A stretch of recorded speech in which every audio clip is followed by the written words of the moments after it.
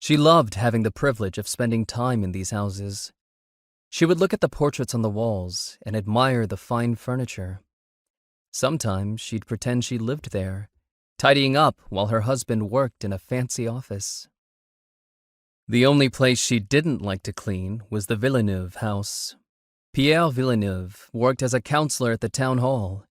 His young daughter was Sebastien's age. "She's sweet as a rock," he had once told his mother. But the lady of the house was the reason Ruby dreaded her weekly appointment.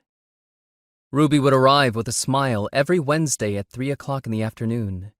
Overdressed and eager for company, Genevieve Villeneuve would open the door and then follow Ruby from room to room, smoking a cigarette while she supervised. "I just want to be sure you don't feel tempted to take anything," she said on more than one occasion. "I mean, I'm not saying you're a thief, but I've heard stories about that sort of thing happening." She would offer generous amounts of feedback on Ruby's performance. "I pay you good money. I don't want you getting lazy." Her favorite topic of conversation, though, was her family. "Chloe and I are so lucky to have Pierre. He works so hard to give us such a good life. I don't know how you single mothers cope. And a wild little boy like that without a father? I just can't fathom it." Ruby would return home every Wednesday, close her bedroom door, and cry into the red, raw skin of her hands. She knew Genevieve was a silly woman whose opinions didn't matter, but every comment felt like the lash of a whip against Ruby's self-worth.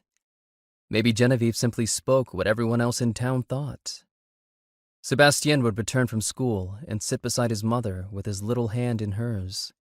It wasn't fair that women like Genevieve Villeneuve could have such power over women like his mother. "She thinks she's better than you, but she's not," he would tell her.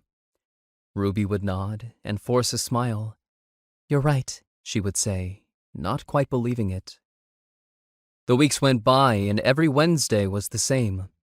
Finally, Sebastien had had enough